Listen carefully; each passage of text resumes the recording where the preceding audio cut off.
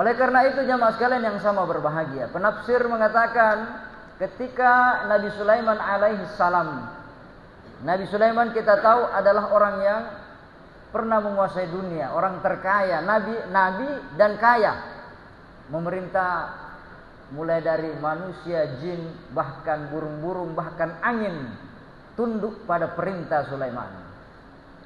Nabi Sulaiman berkata, wa qala rabbi ighfirli, wahai Tuhanku ampunilah dosaku, wa habli mulkan la yanbaghi li ahadin min ba'di, berikan pula kepadaku kekayaan, bukan habli mulkan, kekuasaan, berikan kepadaku kerajaan yang tidak akan pernah dimiliki oleh orang setelahku. Innaka antal wahhab, sesungguhnya engkau maha memberi.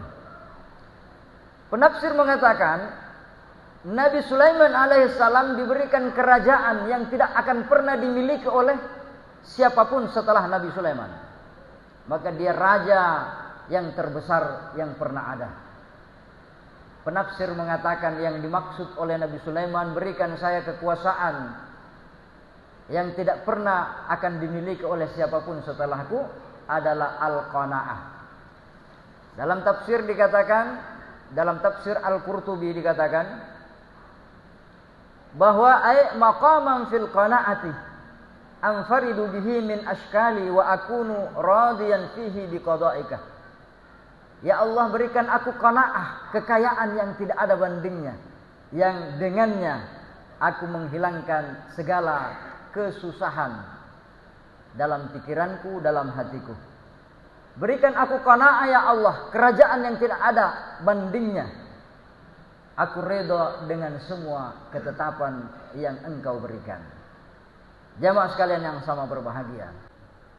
Maka dalam kitab Risalatul Qushairi dikisahkan ada seorang lelaki datang kepada Syekh Junaid Al-Baghdadi. Dia membawa sumbangan, ingin memperlihatkan bagaimana dia berbagi kepada sesama. Ketika dia datang membawa 500 dinar. 500 dinar. 1 dinar itu 4,5 gram. Ya. Jadi miliaran uang yang dia bawa di hadapan Imam Junaid Al-Baghdadi. Dia mengatakan kepada Syekh Junaid Al-Baghdadi, saya datang dengan sedekah 500 dinar agar Anda membagi-bagikannya kepada orang yang butuh. Apa kata Imam Junaid Al-Baghdadi? Alaka gairuha. Wahai Tuan, ini 500 dinar banyak sekali, miliaran ini. Apakah kamu masih punya yang lainnya? Masih ada kau simpan di rumahmu? Kalau kita masih ada tabunganmu di bank? Apa jawaban orang itu? Qala na'am li dananirun kasiratun. Iya wahai Tuan Imam, saya punya uang yang lebih banyak daripada ini. Kemudian Imam Junaid Al-Baghdadi berkata, aturidu ghaira ma tamliku? Apakah kamu masih menginginkan apa yang belum kamu miliki? Apa jawaban orang itu? Dia berkata, na'am, iya. Saya masih berambisi untuk memiliki apa yang belum saya miliki. Saya ingin punya rumah bertingkat, saya ingin punya kendaraan yang bermacam-macam mereknya. Saya ingin membuat kebun seluas-luasnya. Saya masih menginginkan apa yang belum saya miliki. Maka apa kata Syekh Junaid Al-Baghdadi? Beliau berkata, izhab. Ya. Fa innaka ahwaju ilaiha minna. Khudha, ambillah dan pergilah kamu. Karena sebenarnya kamu lebih butuh dengan uang ini daripada orang-orang fakir yang sudah qanaah dengan apa yang Allah berikan kepadanya. Hartamu sudah miliaran, tapi engkau belum puas dengan apa yang Allah berikan kepadamu. Siapa sebenarnya orang kaya ini? Orang kaya adalah orang yang ridho bima qasamallahu lah. Dia ridho dengan apa yang Allah bagikan kepadanya, bukan tamak serakah yang tidak berujung. Maka dalam kitab Zabur dikatakan, al-qani'u ghaniyun walau kana ja'i'a. Orang yang qanaah, ridho dengan apa yang Allah berikan kepadanya, itu sebenarnya orang yang kaya meskipun dia dalam kondisi kelaparan. Insyaallah yang ingin saya bahas pada khutbah kali ini yaitu tentang qanaah. Apa itu qanaah? Qanaah adalah merasa cukup dengan apa yang Allah telah berikan kepada kita. Qanaah adalah ketika hajat kita terpenuhi, kebutuhan pokok kita sudah diberikan, maka ada perasaan ridho dalam diri kita. Jamaah sekalian yang sama berbahagia. Dalam ayat yang saya bacakan tadi, surah An-Nahl ayat 97. Allah mengatakan, "Man 'amila shalihan min dzakarin aw unsa." Siapa yang mengerjakan amal soleh, baik laki-laki maupun perempuan, wa huwa mu'minun, dan dia beriman kepada Allah, falanuhyiyannahu hayatan thayyibatan, maka kami sungguh akan memberikan kepadanya kehidupan yang baik, walanajziyannahum ajrahum biahsani ma kanu ya'malun, dan kami akan memberikan kepada mereka balasan yang terbaik dengan apa yang telah mereka kerjakan. Siapa yang melakukan amal saleh akan diberikan oleh Allah hayatan thayyibah, kehidupan yang baik.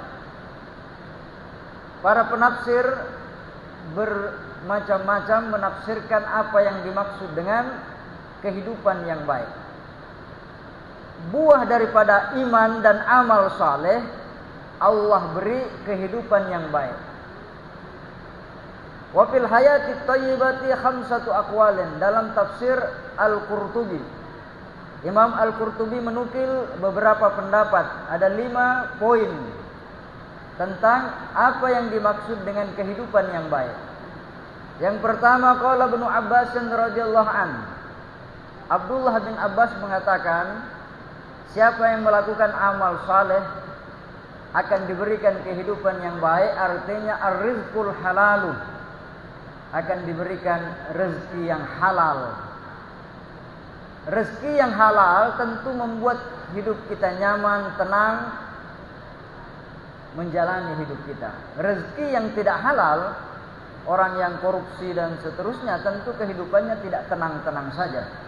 Ada perasaan khawatir, lewat polisi saja depan rumahnya dia ada khawatir ketahuan dan seterusnya. Maka kehidupan yang baik, kata Abdullah bin Abbas, Allah berikan kepadanya rezeki yang halal. Wa qala Al-Hasan Al-Basri radhiyallahu anhu. Kemudian yang kedua, pendapat Hasan Al-Basri. Siapa yang melakukan amal saleh akan diberikan kehidupan yang baik, yaitu qanaah, merasa cukup dengan apa yang Allah telah berikan kepadanya. Wa qala Mujahidun, ulama yang lain mengatakan yang dimaksud dengan kehidupan yang baik al-jannatu, yaitu surga. Orang yang merasakan surga di akhirat, sebelumnya dia sudah merasakan surga di dunia ini. Apa itu? Ketentraman hidup di dunia ini. Wa qala Abu Bakr Al-Warraq. Abu Bakar Al-Warraq mengatakan yang dimaksud dengan kehidupan yang baik, hiya halawatut ta'ati. Dia merasakan nikmatnya beribadah, nikmatnya taat kepada Allah Subhanahu wa taala. Meskipun hujan deras, meskipun hujan deras, lebih enak rasanya tidur membentangkan selimut daripada basah-basah datang ke masjid. Tapi karena dia merasakan halawatut ta'ati, nikmatnya ketaatan kepada Allah, maka dia rela basah-basah, rela meninggalkan kesenangan sesaat demi kenikmatan yang luar biasa, yaitu nikmatnya taat kepada Allah Subhanahu wa taala. Kemudian Ja'far As-Shadiq mengatakan yang dimaksud oleh Allah Subhanahu wa taala dengan hayatan thayyibah, kehidupan yang baik yang Allah berikan kepada orang yang beriman dan beramal saleh adalah hiyal ma'rifatu billah wa sidqul maqami baina yadayillah, adalah mengenal Allah dan memahami bagaimana adab di hadapan Allah Subhanahu wa taala. Puncak daripada kebahagiaan ketika hamba itu benar-benar mengenal Allah Subhanahu wa taala. Jamaah sekalian yang sama berbahagia. Ulama yang lain mengatakan, wada Allah taala khamsata asya'a fi khamsati mawadhi'ah. Allah meletakkan 5 sesuatu pada 5 tempat. Yang pertama, al-izza fi ta'ati. Allah tempatkan kemuliaan di dalam ketaatan. Siapa yang taat setaat-taatnya kepada Allah, pasti dia akan menjadi manusia yang mulia. Siapa yang paling taat? Ya para nabi, para sahabat, para solihin, para waliullah. Maka mereka hidupnya mulia di dunia apalagi di akhirat. Allah menempatkan wazulla fil ma'siyati, kedurhakaan, maksiat dalam kehinaan. Maka Fir'aun, Haman, Qarun, Abu Jahal, Abu Lahab, orang-orang yang tenggelam dalam maksiat, maka hidupnya tidak akan pernah mulia. Yang ketiga, Allah tempatkan al-haibata fi qiyamil laili. Allah tempatkan wibawa di dalam salat malam. Kenapa orang-orang dulu mereka sebenarnya biasa-biasa saja, tapi ketika kita bertemu dengan mereka ada perasaan haibah. Kita hormat, kita hargai dia. Kita kagum dengan orang itu. Kenapa? Karena salat malamnya luar biasa. Begitulah Imam Syafi'i, begitulah Abu Hanifah, Imam Malik, dan para sahabat, para tabi'in yang lain. Mereka sepanjang malam di hadapan Allah Subhanahu wa taala. Maka Allah berikan haibah, kehormatan, kewibawaan pada diri mereka. Wal hikmata fi batnil khali. Allah letakkan hikmah dalam perut yang kosong. Makanya ketika bulan Ramadan itu pikiran kita tenang, pikiran kita terbuka. Kenapa? Perut kita dalam keadaan kosong. Yang kelima, Allah meletakkan al-ghina fil qanaati, kekayaan didapatkan dalam merasa cukup dengan apa yang dimiliki. Oleh karena itu jamaah sekalian yang sama berbahagia, penafsir mengatakan ketika Nabi Sulaiman alaihi salam, Nabi Sulaiman kita tahu adalah orang yang pernah menguasai dunia, orang terkaya, nabi dan kaya, memerintah mulai dari manusia, jin, bahkan burung-burung, bahkan angin tunduk pada perintah Sulaiman. Nabi Sulaiman berkata, wa qala rabbi ighfirli, wahai Tuhanku ampunilah dosaku, wa habli mulkan la yanbaghi li ahadin min ba'di, berikan pula kepadaku kekayaan, bukan habli mulkan, kekuasaan, berikan kepadaku kerajaan yang tidak akan pernah dimiliki oleh orang setelahku. Innaka antal wahhab, sesungguhnya engkau maha memberi.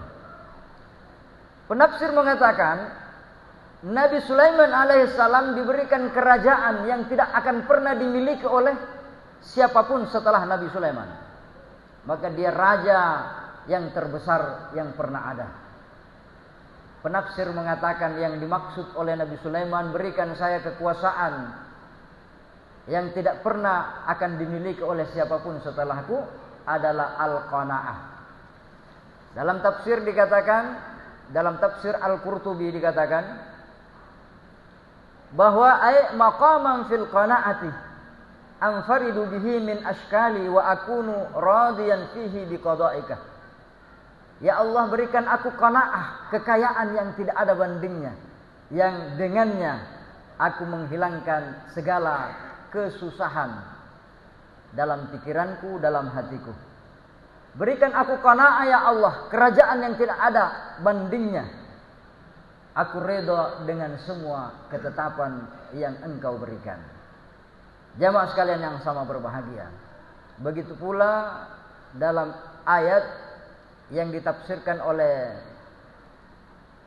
ulama yang lain, ketika Allah mengatakan la'u'adzibannahu 'adzaban syadida, sungguh aku akan memberi azab yang pedih di dunia ini, yakni la'usallibannahul qana'ata wa la'abtaliyannahu bit-tam'i. Sungguh aku akan menguji dia dengan menghilangkan rasa puas, rasa cukup dalam hatinya, dan aku akan siksa dia dengan ketamakan. Kita lihat orang yang hartanya triliunan, di ujung hayatnya dia hina karena korupsi. Di ujung hayatnya hartanya yang triliunan itu justru tidak bisa dia nikmati karena dia ditinggalkan oleh keluarganya dan seterusnya. Kenapa? Selalu ada keserakahan, ingin menguasai apa yang belum dia miliki. Jamaah sekalian yang sama berbahagia. Maka dalam kitab Risalatul Qushairi dikisahkan ada seorang lelaki datang kepada Syekh Junaid Al-Baghdadi. Dia membawa sumbangan, ingin memperlihatkan bagaimana dia berbagi kepada sesama. Ketika dia datang membawa 500 dinar. 500 dinar. 1 dinar itu 4,5 gram. Ya. Jadi miliaran uang yang dia bawa di hadapan Imam Junaid Al-Baghdadi.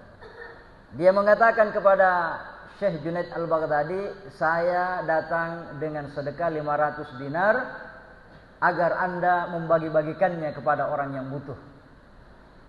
Apa kata Imam Junaid Al-Baghdadi? Alaka gairuha.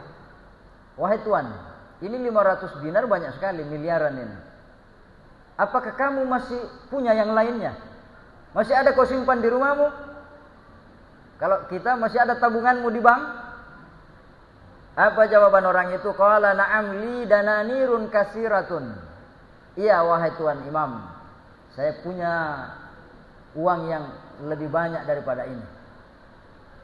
Kemudian Imam Junaid Al-Baghdadi berkata, aturidu ghaira ma tamliku? Apakah kamu masih menginginkan apa yang belum kamu miliki? Apa jawaban orang itu? Dia berkata, na'am, iya. Saya masih berambisi untuk memiliki apa yang belum saya miliki. Saya ingin punya rumah bertingkat, saya ingin punya kendaraan yang bermacam-macam mereknya. Saya ingin membuat kebun seluas-luasnya. Saya masih menginginkan apa yang belum saya miliki. Maka apa kata Syekh Junaid Al-Baghdadi? Beliau berkata, izhab. Ya. Fa innaka ahwaju ilaiha minna. Khudha ambillah, dan pergilah kamu. Karena sebenarnya kamu lebih butuh dengan uang ini daripada orang-orang fakir yang sudah qanaah dengan apa yang Allah berikan kepadanya. Hartamu sudah miliaran, tapi engkau belum puas dengan apa yang Allah berikan kepadamu. Siapa sebenarnya orang kaya ini? Orang kaya adalah orang yang ridho bima qasamallahu lah. Dia ridho dengan apa yang Allah bagikan kepadanya, bukan tamak serakah yang tidak berujung. Maka dalam kitab Zabur dikatakan, al-qani'u ghaniyun walau kana ja'i'a.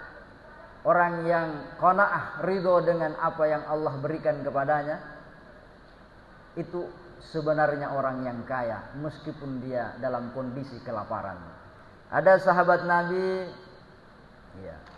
yang miskin, namanya Abu Dujana. Saking miskinnya Abu Dujana ini, ia kadang makan, kadang tidak makan. Tapi dia tidak pernah terlambat sholat berjamaah.